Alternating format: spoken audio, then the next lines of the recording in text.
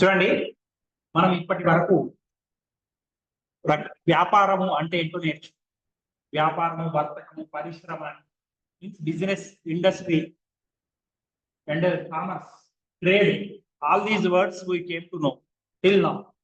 ఇప్పుడు అసలు ఎన్ని రకాల వ్యాపార సంస్థలు ఉన్నాయి ప్రధానంగా అనేది చూద్దాం. Today we will see what are the different forms of business organisations. చూడండి, first one, the foremost which is in existence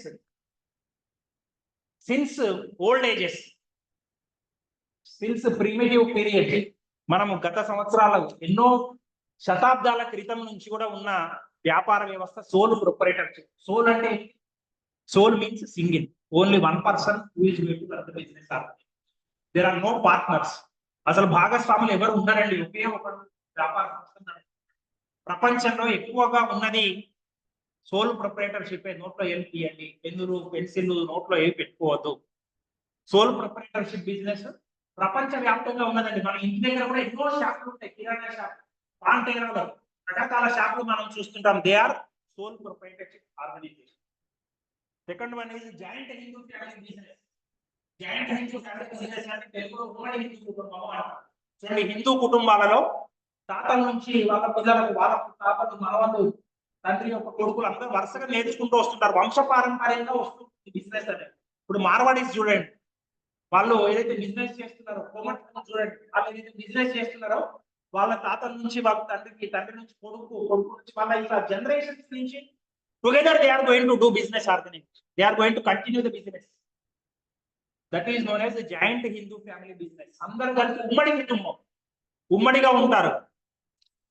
పెద్దవాళ్ళ యొక్క వ్యాపారాన్ని వాళ్ళు నడుపుతూనే ఉంటారు. ఒకరు చనిపోతే కుటుంబంలో ఏం జరుగుతుందంటే నెక్స్ట్ ఎవరికి తర్వాత పెద్దవాళ్ళు ఎవరైతే ఉంటారో వాటి అట్లా బుక్స్ పెట్టండి, ఒక బస్తా పెట్టండి, ఆ బస్తా పెట్టండి అటు రాకుండా ఆ సందులో ఇరికిచ్చేసే బుక్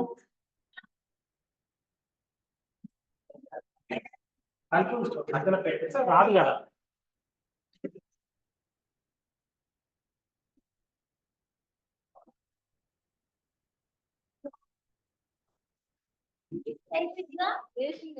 పడదు, సౌండ్ రాదు. అర్థమైంది? business which is run from generations by grandparents. It is being run by the next generation. Generations together they are going to continue. That business is known as joint Hindu family business. Next is partnership. Partnership అంటే తెలుగులో భాగస్వామ్యం. It is a combination of two or more people. ఇద్దరు లేదా అంతకంటే ఎక్కువ మంది వ్యక్తులు కలిసి ఒక వ్యాపార సంస్థను నడుపుతూ వచ్చే లాభ నష్టాలను కలిసి పంచుకుంటే సంస్థను భాగస్వామ్య సంస్థ, పార్ట్నర్షిప్ ఆర్గనైజేషన్ అంటారు. So it is that kind of business in which at least 2 persons are going to come together. నేను ఒక్కనే భాగస్వామ్య సంస్థ ఏర్పాటు చేస్తాను, కనీసం ఇద్దరు వ్యక్తులు ఉండాలి. Minimum 2 members are going together. Maximum కూడా లిమిట్ ఉంది. గుర్తుపెట్టుకోండి, పార్ట్నర్షిప్ యాక్ట్ మన దేశంలో కొన్ని సంస్థలు ఏర్పాటు చేయడానికి కొన్ని ప్రత్యేకమైన చట్టాలను రూపొందించడం జరిగింది. సో మన దేశంలో భాగస్వామ్య సంస్థలు ఏర్పాటు చేయాలంటే భాగస్వామ్య సంస్థల చట్టం 1932 ఉంది. 1932 partnership act, Indian partnership act. Based on that you have to register for partnership organization. నా ఇష్టం వచ్చినట్టు భాగస్వామ్యాన్ని ఏర్పాటు చేసుకుంటారంటే కుదరదు. ఒరిజినల్ గా రూల్స్ ప్రకారం రిజిస్టర్ చేయాలి అంటే చూడండి, నాకు 18 ఏళ్ళు రాకుండా నేను డ్రైవింగ్ చేస్తాను ఒరిజినల్ చేయొచ్చు, కానీ మరి చట్టం ఒప్పుకుంటుందంటే it is not permitted in our country. At least major food majority వయసు రావాలి. 18 ఏళ్ళలో వస్తే మనము చట్టబద్ధంగా డ్రైవింగ్ చేయడానికి అర్హులం. అట్లనే భాగస్వామ్యం కూడా నేను ఇద్దరు కలిసి అనుసారం ఏర్పాటు చేసుకుంటే చేసుకోవచ్చు. రేపు పొద్దున ఏదైనా రిజిస్టర్ చేసుకోవాలి అంటే దానికి కొన్ని నియమ నిబంధనలు. రిజిస్టర్ చేయకుండా సంస్థను నడిపితే there is any difficulty in future you have to face. Register చేసినాక రిజిస్టర్ చేయడానికి తేడా ఉంటుంది. డ్రైవింగ్ లైసెన్స్ కూడా అంతే కదా. నేను డ్రైవింగ్ లైసెన్స్ తోటి నడిపితే యాక్సిడెంట్ అయితే చట్టం ప్రొటెక్షన్ ఉంటుంది. నేను డ్రైవింగ్ లైసెన్స్ లేకుండా ఎవరికైనా గుద్దారనుకోండి, ఇక తీసుకుంటే లోపల ఇస్తారు, తర్వాత బయటికి రావడం చాలా కష్టం.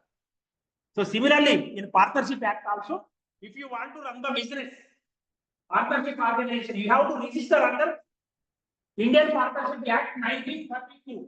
1932 భాగస్వామ్య సంస్థల చట్టం ప్రకారం నమోదు చేయాలి. దానికి కండిషన్స్ ఉన్నాయి. Minimum number of members is maximum కూడా లిమిట్ ఉండదు.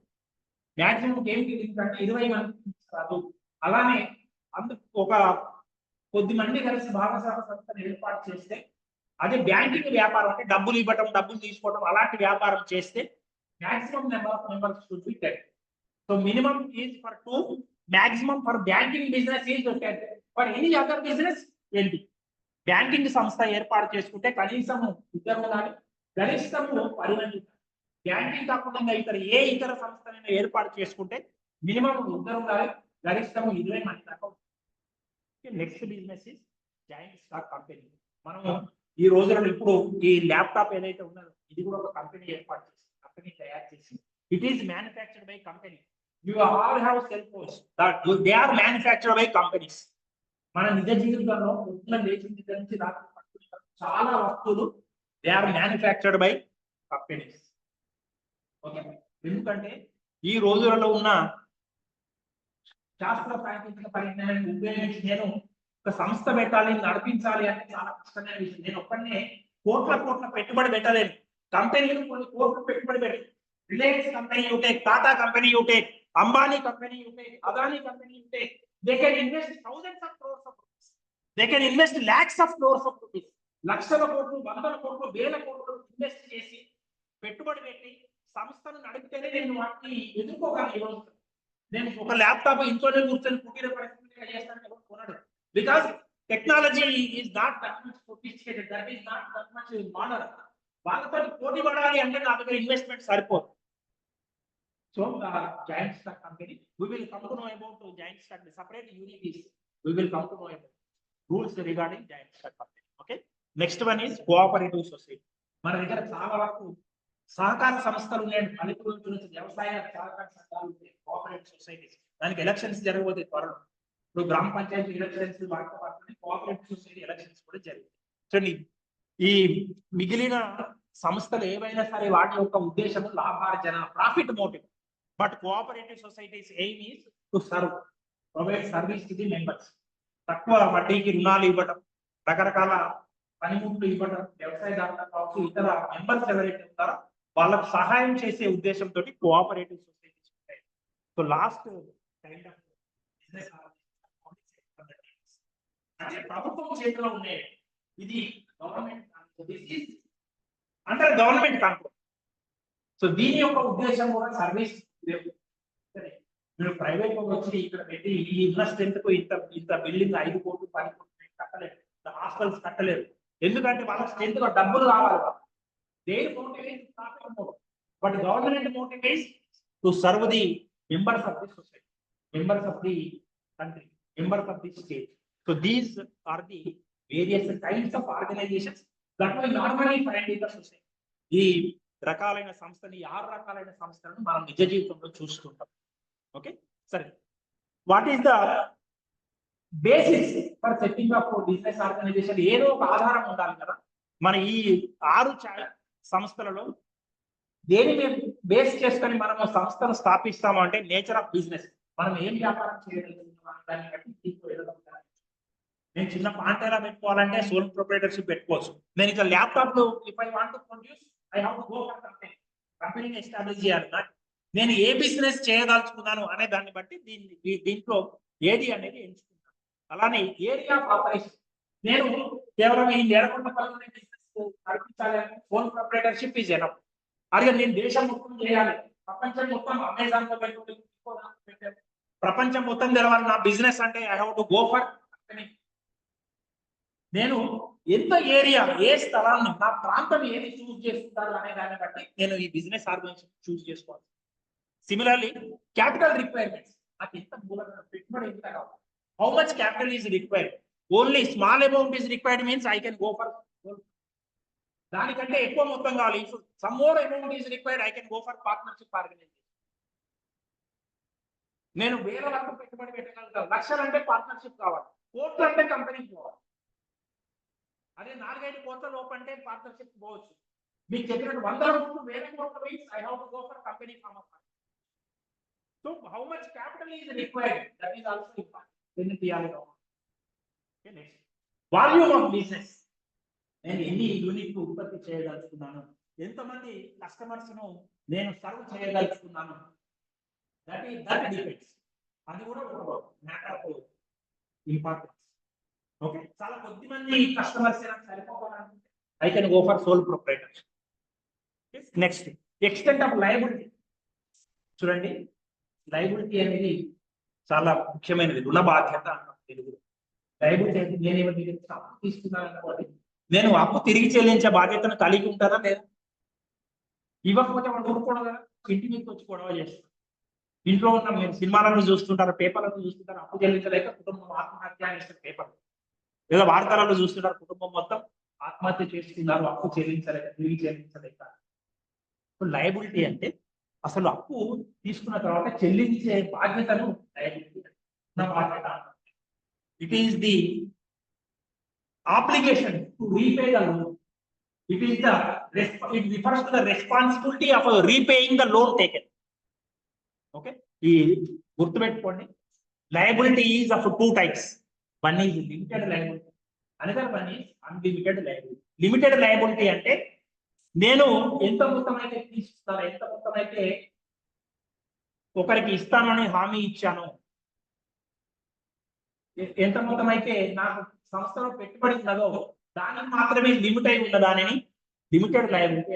It is limited to the amount that is invested by me in the business organization. Unlimited liability అంటే అపరిమిత రుణ బాధ్యత, అంటే దానికి లిమిట్ లేదు. నేను ఫర్ ఎగ్జాంపుల్ 1,00,000 రూపాయలు సంస్థను నిర్వహించడానికి ప్రయత్నించి లోన్ తెచ్చాను.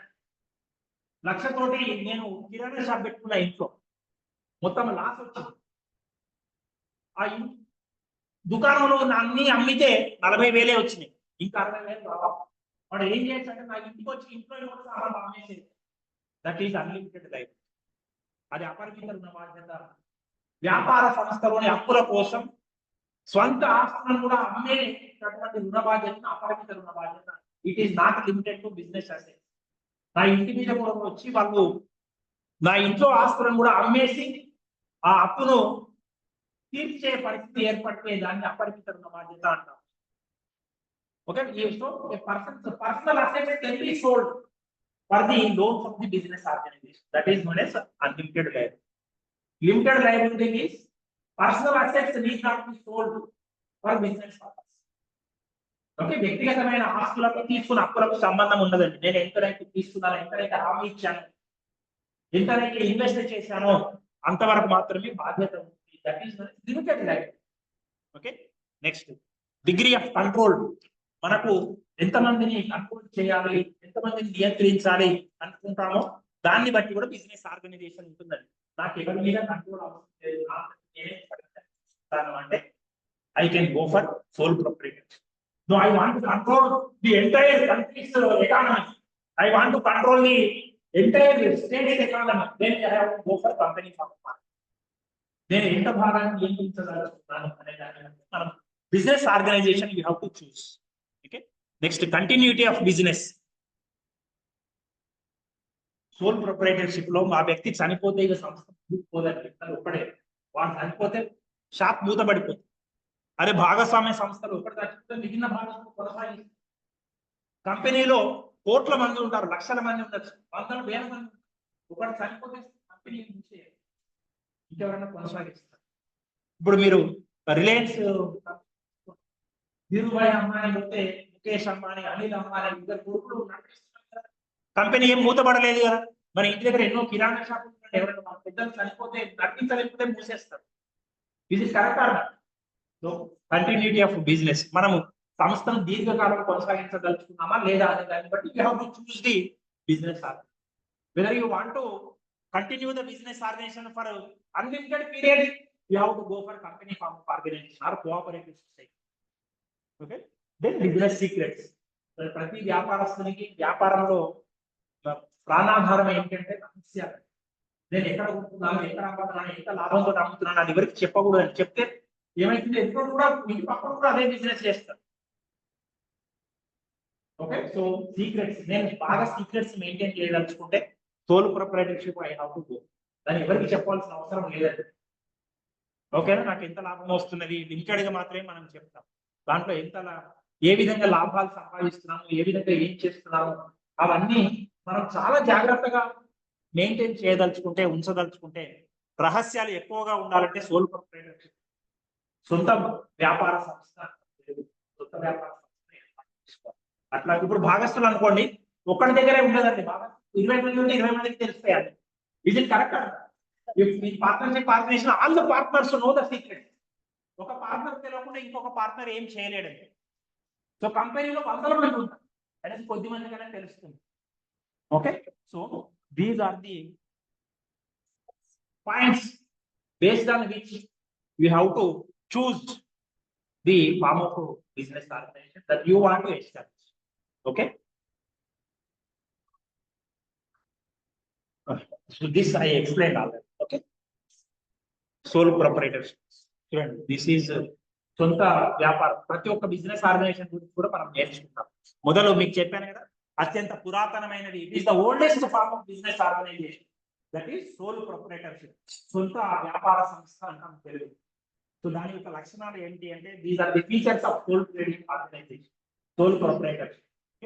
Individual ownership, only one owner is going to be there, one individual, ఒకే ఒక్కడు దాన్ని నడిపిస్తాడు, భాగస్తులు ఉండరు, అతను చనిపోతే సంస్థ పుట్టబడుతుంది, సీక్రెట్స్ అన్ని అతని దగ్గరే ఉంటాయి. So owner is only one and only person, individual, one owner is going to be there. Second, no separate entity, అంటే తెలుగులో ఏమంటామంటే ప్రత్యేక అస్తిత్వము. No separate entity is going to be there. నేను చెప్పాను కదా, లయబిలిటీ ఎన్ని టైప్స్ అని చెప్పాను, 2 types, limited liability, unlimited liability. ఇందులో అన్లిమిటెడ్ లయబిలిటీ ఉంటుంది. చట్టం దృష్టిలో ఆ సోల్ ట్రేడర్ బాగా సంస్థ వేరు వేరు కాదు, సంస్థ అప్పులు తీర్చడానికి వాడి ఇంటి మీద పడి ఇంట్లో ఆస్తులు కూడా అమ్ముతారు, బికాజ్ ఓన్లీ 1% ఇస్ దేర్. కాబట్టి there is no separate legal entity.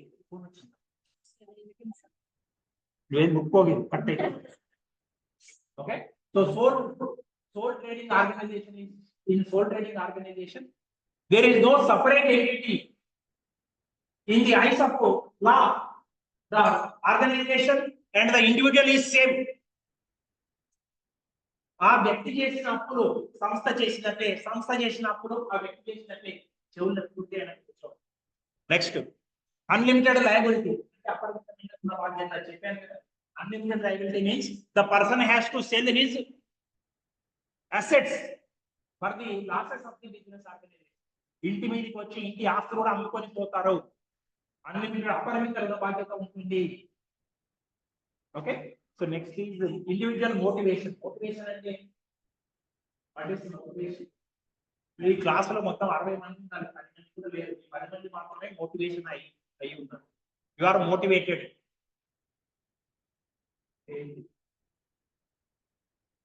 అంటే ఏదో ఒకటి సాధించాలి అనే తపన అనేది దాని మోటివేషన్, ప్రేరణ. దట్ ఈస్ అర్జీ టు అచీవ్ సంథింగ్. ఏదో ఒకటి కూర్చున్నారంటే ఈ రోజు క్లాసులో ఏదో ఒకటి నేర్చుకోవాలని అనిపిస్తుంది కూర్చున్నారు, లేకపోతే కాలేజీకి వచ్చి కూడా క్లాసులో బయట కూర్చుండవచ్చు. They are not motivated class. ఇప్పుడు ఈ క్లాస్ అయిపోయినాక మీరు కనీసం కొన్ని అంశాలన్నా కొత్తవి నేర్చుకుంటారు కదా. ఫర్ ఎగ్జాంపుల్, లయబిలిటీ అంటే ఏంటో తెలుసు, ఎన్ని రకాల ఆర్గనైజేషన్ తెలుసుకున్నారు కదా. భాగస్వామ్య సంస్థల చట్టం ప్రకారం మినిమం ఎంత మెంబర్స్ ఉండాలి, ఓట్ల మీద రాయండి. మినిమం ఎంత మెంబర్స్ ఉండాలి, భాగస్వామ్య సంస్థ చట్టం మినిమం ఎంత మెంబర్స్ ఉండాలి సంస్థలో, not 3, 2 members should be there minimum. Maximum ఎంత ఉండొచ్చు, very good, 10.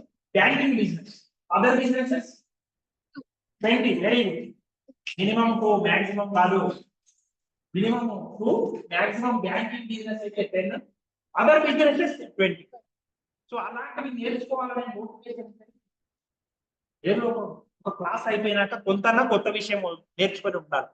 So similarly in sole trading organisation, sole proprietorship, only one individual is going to be motivated. అతనికి లాభం వస్తే, ఇప్పుడు భాగస్వామ్య సంస్థ అనుకోండి, అందరికి పాస్ ఉన్న భాగస్వామ్య అందరికి పాస్, కానీ సొంత వ్యాపారం వచ్చిన లాభం మొత్తం అతనికే వచ్చింది.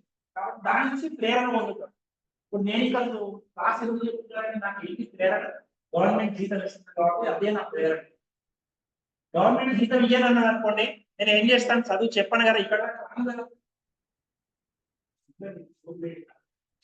individual is going to be motivated, only one person is going to be motivated. Okay, next individual link between ownership and control. Ownership and control both are in the hands of a same person, of the same person. Owner control వేరే లేదండి. Okay, ఇప్పుడు మనం ముందు నేర్చుకుంటాం, company ఉన్నది అనుకోండి, company owners ఒకరు ఉంటారు, కంట్రోల్ అంతా వేరే వాళ్ళు చేస్తారు. కంపెనీ ఎవరు నిర్వహిస్తారు, డైరెక్టర్స్ నిర్వహిస్తారు. Directors are not the owners. దాని గురించి మనం నెక్స్ట్ నేర్చుకున్నాం కంపెనీ వచ్చినప్పుడు. దీని individual organization, sole trading organization, one person who is going to be the same person who is the owner, he is going to control everything. Okay, next individual risk. ఆ సంస్థకి ఏమైనా కానీ ఎవరిదంటే risk ఆ ఒక్కరిదే, individual he is going to bear. నేను చెప్పాను కదా, owner అతనే, risk అతనిది, కంట్రోల్ అతనిది, అన్లిమిటెడ్ లయబిలిటీ అతనిది, total everything is going to be in his hand. Okay, next stability. Stability అంటే స్థిరత్వం అంటాం. It is not stable. This organization stable అంటే స్థిరంగా ఉంటుందని మనం చెప్పలేదు. ఏం చెప్పాను, ఇది ఒక్కడే ఆ ఒక్కడికి ఇక్కడ నుంచి ఖమ్మం పోతున్నాడు అంటే దారి యాక్సిడెంట్ పోయినాడు. Is it real or not? Because only one person. Because only one person is going to maintain. One person is the owner. One person is going to be the controller of the organization. కాబట్టి stable గా ఉంటుంది అని మనం చెప్పలేదు. అలానే భాగస్వామ్య సంస్థతో పోల్చుకుంటే, భాగస్వామ్య సంస్థ భాగస్థులందరి మీద కొట్లాట వచ్చిందనుకోండి, విడిపోతారు సంస్థ. మనం సినిమాలో చూస్తుంటాం, ఫ్రెండ్స్ అందరు మంచి కలిసి సంస్థను స్థాపిస్తారు. అదే ఈ సంస్థను స్థాపించినాక బాగా ఫ్రెండ్స్ మధ్య కొట్లాట వస్తే మొత్తం మూసివేస్తారు కదా, ఎవరి దారిని వాళ్ళు సపరేట్ అయ్యి. కానీ ఇందులో అట్లా ఉండదు, వాడు ఒక్కడే కాబట్టి వాడికి కొట్లాట ఏమి ఉండదు కదా. So in that way, in that sense the organization is stable. కానీ ఎంతకాలం కొనసాగుతుంది అని you cannot. Okay, next it is own capital. మొత్తం సొంత own investment is going to bring to the organization. సొంత మూలంగానే చేస్తారు. అతని వల్ల సాధ్యం కాకపోతే బంధుమిత్రుల దగ్గర స్వీకరిస్తారు. ఇంకా సాధ్యం కాకపోతే బ్యాంకులు లాంటి ఫైనాన్షియల్ ఇన్స్టిట్యూషన్స్ దగ్గర తీసుకుంటాం. Next no government regulation. ఇది సంబంధించినంత వరకు మన దేశంలో ఒక చిన్న సంస్థను పెట్టడానికి ఒరిజినల్ గా దేనికి సంబంధించిన రిజిస్ట్రేషన్ దానికి ఉంటుందండి. ఇప్పుడు హోటల్ అనుకోండి, ఒరిజినల్ గా రిజిస్టర్ చేయాలి. ఫుడ్ అండ్ సేఫ్టీ అధికారులు వచ్చి తనిఖీ చేస్తుంటారు. మీరు పేపర్లను చూస్తుంటారు. ఈ మధ్యన ఒక 2 నెలల క్రితం ఖమ్మంలో మేజర్ రెస్టారెంట్స్ అన్ని తనిఖీ చేశారు తెలుసా. ఫుడ్ అండ్ సేఫ్టీ వాళ్ళు అన్నిట్లలో ఘోరంగా పెడతాం. మనకు తినేదంటే చెత్త తిండి బయట వాళ్ళు నేర్చారు. 2 రోజుల క్రితం టమాటాలు కూలిపోయినాయి తెచ్చి టమాటా సాసం చేస్తే మనం బొట్టలేసుకుంటూ తింటాం రెస్టారెంట్ పోయి. పక్కన గుద్దుకు డబ్బులు వందలకు వేలకు తగలేసుకుంటాం. విజిట్ కరెక్టా? నిన్న అమ్ముడు అని అన్నం తెచ్చి మనం పెట్టి బిర్యానీ చేసి పెడతారు. ఓ సంతోషపడతాం. ఆ ఒరిజినల్ మాసం పంపిస్తాం. యూ ఫీల్ వెరీ హ్యాపీ, చాలా సంతోషపడతాం. ఆహా ఎంత మంచి ఉంటుందని. మా ఇంట్లో వాళ్ళ నాన్న వాళ్ళ పిల్లలు రెస్టారెంట్ తీసుకెళ్తారు, మా నాన్న తీసుకొని పోలేదని మా నాన్న మీద పడి విజిట్ కరెక్ట్ అన్న. ఈ individual organization certain normal government regulations ఎక్కువగా ఉండవు. కానీ ఉన్నంతలో ప్రతి ఒక్క సంస్థ కూడా మీకు తెలుసు, they have to get registered under GST. Goods and services tax పరిధిలోకి వచ్చి రిజిస్టర్ చేయాలి. ఎంత సేల్స్ అవుతున్నాయి, ఎంత purchase, everything you have to record. కానీ ఎంతమంది చేస్తున్నారు అనేది మీకు తెలుసు. మనం షాపులకు పోతాం, ఈ నోట్స్ కొన్నారు కదా, మీరు బిల్ తీసుకున్నారా? We are not taking any bill. You purchase pen, you do not take bill. అదే డిమార్ట్ లాంటి దాంట్లో పోతే 5 రూపాయల దాకా బిల్ ఇస్తారు. దాంట్లో జిఎస్టీ, సిజిఎస్టీ, ఎస్జిఎస్టీ ఇట్లా ఉంటే ఎప్పుడైనా మరి మనము దగ్గర ఇక్కడ చిన్న కిరాణా కానివ్వండి, ఏం బిల్స్ ఉంటావు, ఏం లెక్కలు. Originally they have to be registered అంటారు GST and they have to maintain all the records. వాటి మీద అంత నియంత్రణ అనేది ఉండట్లేదు. Okay, then limited operations. తెలుసు కదా, హోల్ ప్రొప్రైటర్షిప్ ఒక్కడే కాబట్టి ఎక్కువ ఆపరేషన్స్ చేయలేడు, ఎక్కువ సేల్స్, ఎక్కువ పర్చేజెస్ చేయలేడు. అది మీకు ఇప్పుడు చెప్పినట్టు ఏ డిమార్ట్, ఏ మోరో, Chennai shopping mall, south India shopping mall పోతే రోజుకు లక్షల బిజినెస్ అవుతుంది. ఈ పండగల సీజన్ లో కోట్ల బిజినెస్ అవుతుంది ఒక రోజు. కానీ for sole trading organisation limited operations, ఎందుకంటే అతను ఒక్కడే కాబట్టి చాలా తక్కువ area. You understand these are the features of sole trading organisation. Sole proprietorship అంట. Sole means single. మీకు సినిమాల్లో పాటలు వస్తాయి కదా, సోలో సాంగ్ అంటారంటే ఒక్కడే పాట. డ్యూయట్ అంటే ఇద్దరు. సోలో అంటే sole means single person. Okay, so sole proprietorship, sole trading organization is a single man organization, one man show. Okay, so advantages, దీని యొక్క అడ్వాంటేజెస్ ఏంటి, బెనిఫిట్స్ ఏంటి sole trading organization? Easy formation. నాకు ఇప్పుడు నచ్చితే నేను ఎమ్మటే ఇంకో కిరాణా షాప్ పెట్టుకుంటా, ఎవరిని అడగాల్సిన అవసరం లేదు, నా దగ్గర డబ్బులు ఉంటాయి సార్. అదే పార్ట్నర్షిప్ పెట్టుకోవాలంటే ఏం కావాలి? పార్ట్నర్స్ కావాలి, అందరి మధ్యన ఒప్పందం కావాలి. కంపెనీ అంటే దానికి చాలా పెద్ద తతంగం ఉంటుంది, కొన్ని కోట్ల రూపాయల సేకరించాల్సి ఉంటుంది, గవర్నమెంట్ ఎన్నో లెక్కలు చూపించాల్సి ఉంటుంది, ఆడిట్ చేయించాల్సి ఉంటుంది. But there is no control. Sit properly, then better control. Easily you can control sole trading organization. Only one man, limited operation. మొత్తం ప్రతి ఒక్కరు కూడా నాకు తెలుసు. ఇప్పుడు చూడండి, క్లాస్ లో మీ 9 మంది ఉన్నారు కాబట్టి ఐ హావ్ బెటర్ కంట్రోల్. అదే 90 మంది ఉంటే ఒకరు ఎటు బెంచ్లో పడుకునేది నాకు తెలియదు, ఆ పక్క బెంచ్లో సెల్ ఆడుకునేది నాకు తెలియదు. Now you cannot see cell phone, just like tuition. మీరు ట్యూషన్ ఎక్కడ కూర్చున్నారు కాబట్టి I have better control. Similarly, soul trading organization also, only limited operations are going to be there. Only limited sales, limited purchase. So, control will be more in soul trading. Similarly, flexibility in operations. Flexibility,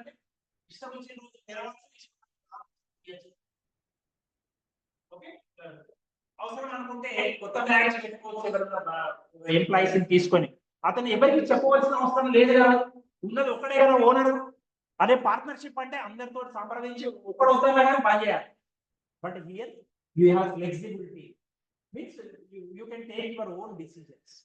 నువ్వు ఎప్పుడు సంస్థ తెరవాలి, నాకు ఈ రోజు పని ఉంటుంది, నువ్వు ఒక మంగళ షాప్ పెట్టుకున్నాడు అనుకోండి, మంగళ ఆ రోజు పని ఉంటే షాప్ తెరవాల్సిన అవసరం లేదు.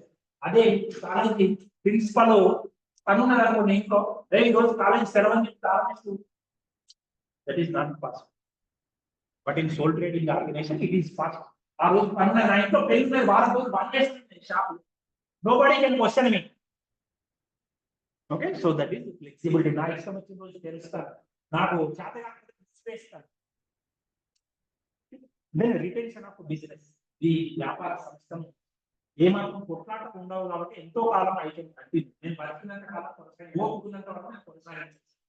So I can retain the business, I can continue the business till I am healthy. Okay, నేను ఎంతకాలం కావాలంటే అంతవరకు వ్యాపార సంస్థ కొనసాగించవచ్చు. Then easy to raise finance. చూడండి, దీంట్లో అప్పులు తీసుకోవడానికి ఎక్కువగా అవకాశం అనేది ఉంటుంది ఫైనాన్స్. ఎందుకు అంటే చూడండి, I have unlimited liability. Unlimited liability అంటే ఏం చెప్పాడు, ఇంట్లో ఆస్తులు చూపిస్తాను నేను హామీ. సార్ నాకు 5 ఎకరాలు పొలం ఉంది సార్, 10 లక్షలు ఇవ్వండి సార్ అంటే ఎవడన్నా హామీగా పెట్టుకుని ఇచ్చేసి. ఎందుకంటే బికాస్ నేను చెప్పాను కదా, దిస్ ఈజ్ అన్లిమిటెడ్ లైబిలిటీ. చట్టం దృష్టిలో వ్యాపార సంస్థ వ్యక్తి వేరు కాదు, ఒకడే. సంస్థకి ఏమైనా అయితే ఇంట్లో కూడా అన్నారు కాబట్టి 5 ఎకరాల పొలాన్ని చూపించుకుంటే పెట్టి నేను అప్పు తీసుకోవడానికి అవకాశం. So it is easy to raise finance because of unlimited liability of the owner. Okay, similarly direct motivation. Directly ఆయన మోటివేటెడ్, ఎవరి లాభాలను చూసి రాదు. ఎందుకంటే వచ్చిన లాభం అంతా నాదే, ఎవరికి ఇవ్వాల్సిన అవసరం లేదు కదా. అదే సంస్థలను మీరు తీసుకుంటే next we will come to know about. ఉన్న 10 మంది భాగస్తులు ఉంటే 10 మంది కష్టపడి పని చేయరండి, ఎవరో 2-3 పని చేస్తారు, మిగిలిన వాళ్ళందరూ కూర్చొని తింటుంటారు. ఈ కష్టపడి పని చేసేవాడు ఏమనుకుంటాడు, ఆ సన్నాసుడు పేరే కూర్చొని తింటున్నాడు కదా, నేనేదో కష్టపడాలని వీరు కూడా పని చేయడం పని చేస్తారు. అట్లా లాస్ వస్తే ఎవరికి కూడా సపరేట్ అయ్యి. But here single person is totally motivated because he is going to enjoy the profits on his own. అతను ఒక్కడే మొత్తం లాభాలు అనుభవిస్తాడు కాబట్టి that is serves as a motivation. Okay, next promptness in decision. అని నిర్ణయాన్ని తీసుకోవడంలో ఎంత ఎక్కువ టైం పట్టదండి, వెంటనే you can take decisions. That is promptness. Immediately decisions can be taken, decisions can be implemented. ఎందుకు అంటే అతను ఒక్కడ ఎవరికి చెప్పవలసిన అవసరం లేదు. He need not tell to anybody. వెంటనే ఇమీడియట్లీ విల్ టేక్. అదే భాగస్వామ్య సంస్థ అనుకోండి, అందరు భాగస్వామ్యం కూర్చోవాలి, మీటింగ్ పెట్టుకోవాలి, ఒక తీర్మానం తీసుకొని దాన్ని ఇంప్లిమెంట్ చేయాలి. It takes time. But here individually we will take decisions, they will be implemented. Okay, then direct accessibility to consumer. So he is going to be in direct touch with the consumer. ఒక consumer అంటే వినియోగదారు, కొనుగోలుదారు, అతనితో direct contacts ఉంటాయి. కాబట్టి consumer ఏం కోరుకుంటున్నాడో అది ఇవ్వడానికి అవకాశం ఉంది. ఓకే, నెక్స్ట్ ఇన్ఎక్స్పెన్సివ్ మేనేజింగ్, అంటే డబ్బులు ఎక్కువ ఖర్చు కావాలి మేనేజింగ్. ఎందుకంటే ఒక్కడే వాడు ఏం చేస్తాడు, మొత్తం control. So inexpensive means less cost is going to be there in managing. Next, no legal restrictions, చట్టపరంగా పెద్ద ప్రతిబంధకాలు ఉండవు, పెద్ద ఇబ్బందులు ఉండవు. There are no legal commitments in sole proprietorship organization. మీకు ఇంతకు ముందు చెప్పాను కదా, 1932 కంపెనీ ఏర్పాటు చేయాలనుకుంటే 2013 కంపెనీస్ యాక్ట్ ఉంది. Originally it was to be established under 1956 Companies Act. Now recently, almost 10 years back, in 2013 new Companies Act. If you want to establish a company now, you have to establish it under Companies Act 2013. If you want to establish a partnership organization, you have to establish under Partnership Act 1932. And sole trading organizations for restrictions safe labor. కాబట్టి ఈజీగా మనం establish చేసుకోవచ్చు. Okay, socially it is desirable, అంటే సాంఘికంగా అది వాంఛనీయమైన. ఎందుకు అంటే చూడండి, ఎన్ని వ్యాపార సంస్థలు, సొంత వ్యాపార సంస్థలు అక్కడ నిరుద్యోగం. ఇక్కడ మనం చదువుకున్న వాళ్ళందరూ ఏమంటున్నాం, గవర్నమెంట్ దగ్గరికి పోయి నాకు ఉద్యోగమే అంటున్నాం. కానీ ఉద్యోగాలు ఇచ్చే పరిస్థితి గవర్నమెంట్ లేదండి ప్రస్తుతం ఉన్న పరిస్థితుల్లో. Okay, so it is the most desirable form of organization because it encourages employment. ఎవరి ఉద్యోగం వాళ్ళే చూస్తున్నట్టు కదా, ఎవరి సంస్థ వాళ్ళే ఎస్టాబ్లిష్ చేసుకుంటారు. కాబట్టి it is the most desirable form of organisation. Next, self employment. చెప్పండి, self employment is employment is generated because of sole trading organisation. ఎవరి ఉద్యోగం వాళ్ళు చూస్తున్నట్టే. గవర్నమెంట్ దగ్గర పోయి డైలీ నాకు ఉద్యోగం రోడ్డు మీద ధర్నాలు చేయాల్సిన అవసరం లేదు, హర్తాలు చేయాల్సిన అవసరం లేదు, బస్సులు తగలబెట్టాల్సిన అవసరం లేదు, ఎవరి పని వాడు చేసుకుంటారు. So it encourages self. Okay, then healthy relations with employees. ఎవరైతే ఉన్నారో ఒక్కడే మేనేజర్ కాబట్టి, ఒక్కడి కంట్రోలర్స్ కాబట్టి, టోటల్ అందరి ఎంప్లాయీస్ తో అందరితో మంచి రిలేషన్స్ కలిగి ఉండడానికి there is ample scope. Okay, there is ample space. Okay, lastly, benefit of inherited goodwill. Goodwill అంటే ఏంటంటే, it is good name and fame of organization in the society. సంస్థకున్న మంచి పేరును గుడ్ విల్ అంటామండి. చూడండి, మీరు కొన్ని సంస్థలకు చాలా మంచి పేరు ఉంటుందండి, అది తరతరాల నుంచి వస్తున్నది, ఎప్పుడో ఎస్టాబ్లిష్ అయి ఉంటుంది. వాళ్ళు మోసాలు చేయరు అనే నమ్మకం ప్రజలలో ఉన్నది అనుకోండి. ఎంత దూరమైనా పోయి అక్కడికే చేస్తారు, అక్కడి నుంచే తెచ్చుకుంటారు. ఇప్పుడు హైదరాబాద్ అది ఎన్నో సంవత్సరాల నుంచి నమ్మకం ఇస్తుంది. ఓకే, సో అట్లా కొన్ని సంస్థలకు కొన్ని పేర్లు ఉంటాయి, కొంత మంచి పేరు. సో ఒక సంస్థకు సమాజంలో ఉన్న మంచి పేరుని గుడ్ విల్ అంటారు. So whole trading organization, if it is run with the profit motive, with proper motive, then it will enjoy goodwill. So so those are the advantages of sole proprietor organization. These are the limitations. Limitations అంటే పరిమితులు. Soul trading organisation కూడా కొన్ని పరిమితులు ఉన్నాయి. ప్రతి సంస్థకు మంచి points ఉన్నాయి, చెడు పాయింట్స్ ఉన్నాయి, ప్రయోజనాలు ఉన్నాయి, పరిమితులు కూడా ఉన్నాయి. So limited capacity of an individual. కింద చెప్పినట్టుగా ఒక సొంత వ్యాపారికి అతనికి సామర్థ్యం ఎక్కువగా ఉండదండి. అంటే ఎక్కువ బ్రాంచ్లు ఎస్టాబ్లిష్ చేసుకోవడానికి కానివ్వండి, అతనికి ఉన్న క్యాపిటల్ కానివ్వండి, అతనికి ఉన్న రిసోర్సెస్ కానివ్వండి, లిమిటెడ్ గా ఉంటాయి.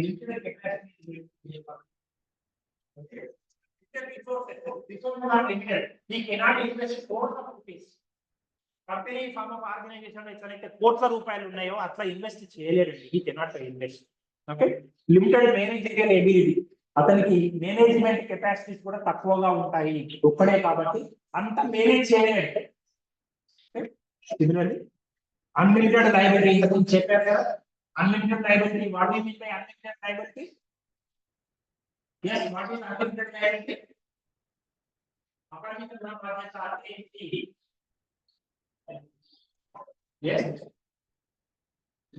we have to take in personal assets for the business organization. వ్యాపార సంస్థ కోసం అతని వ్యక్తిగత ఆస్తులు కూడా అమ్మాల్సిన పరిస్థితి ఉంటే దాన్ని అపరిమిత బాధ్యత. అది ఉంటుంది కాబట్టి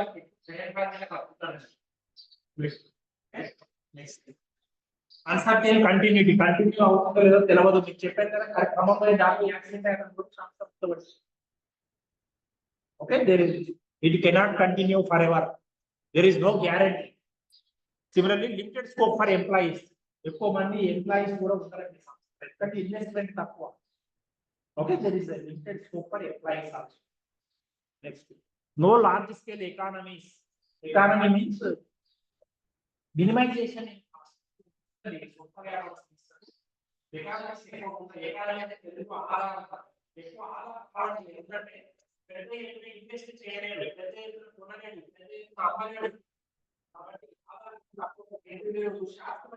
ఒకటే నోట్స్ ఏమంటే వాటి 70 రూపాయలు, అదే 100 రూపాయలు ఒక్కొక్క నోట్స్ 60 రూపాయలు ఇస్తారు. So that is economy. అట్లా సొంత వ్యాపారంలో ఉండదండి, ఎందుకంటే వాడికి లిమిటెడ్ గా ఉంటాడు, లిమిటెడ్ గా అమ్ముతాడు. అందుకనే డిమాండ్ పోతే రేట్లు తక్కువ ఉంటాయి, ఎందుకంటే కోట్లు పెట్టి ఒకటేసారి ఉంటారు వాళ్ళు. కాబట్టి చిన్న షాపుల వల్ల అంత తక్కువకి ఇవ్వలేరండి. That is limited economy. No economy. Okay, no large scale economy, more risk is involve. ఎందుకు రిస్క్? వాడికి అన్లిమిటెడ్ లయబిలిటీ, ఎప్పుడు బతుకుంటాడో తెలియదు, ఎప్పుడు చేత కాకపోతే షాప్ ఆ రోజు మూసేస్తాడు. నేను చెప్పాను కదా, ఇంట్లో పెళ్లి ఉంటే 10 రోజులు మూసేస్తాడు, ఆ 10 రోజులు లాస్ అన్నట్టే కదా. అది కిరాణా షాప్ అనుకోండి, ఆ తెచ్చిన పల్లీలు పుచ్చుపడిపోతాయి, పుట్నాలు పుచ్చుపడిపోతాయి, బొంబాయి చీమలు పడతాయి, గోధుమల చీమలు పడతాయి, పంచదారకు చీమలు పడతాయి, బెల్లానికి చీమలు పడతాయి. ఇది కరెక్ట్ ఆర్ నాట్? అది మన దౌర్భాగ్యం, చూడకుండా కొడుకుంటాం. Okay, so more risk is involved. Okay, అదే కూరగాయల షాప్ అనుకోండి, అవి ఒక్క రోజే మంచిగా ఉంటాయి. కూరగాయలు, పూలు, పండ్లు అనుకోండి, మాక్సిమం 2 రోజులు ఉంటాయి, తర్వాత పాడైపోతుంది, వాసన కూడా. ఓకే, అదే రెస్టారెంట్ వాళ్ళకి అమ్ముకుంటే వాళ్ళు చెప్పినట్టు బిర్యానీ చేసి తప్ప మనకు తెలియదు. Okay, so that is unsuitable for large scale business. ఇది పెద్ద స్థాయిలో అమ్మకాలు చేయడానికి, కొనుగోలు చేయడానికి వ్యాపార సంస్థ, పెద్ద స్థాయి వ్యాపార సంస్థలకు అనుకూలం కాదండి. It is you cannot suggest for large scale operations. Okay, lastly difficulty in maintaining personal contact. చాలా సందర్భాల్లో నేను పర్సనల్ గా కాంటాక్ట్ చేయడం, కస్టమర్స్ కావచ్చు, ఎంప్లాయీస్ తో పర్సనల్ కాంటాక్ట్ కొన్ని సందర్భాల్లో difficult. It is sometimes difficult to maintain personal contacts. Okay, tomorrow we will learn about partnership organization. Okay, అర్థమైందా? Easy for you to understand. అర్థం కాలే? రైట్.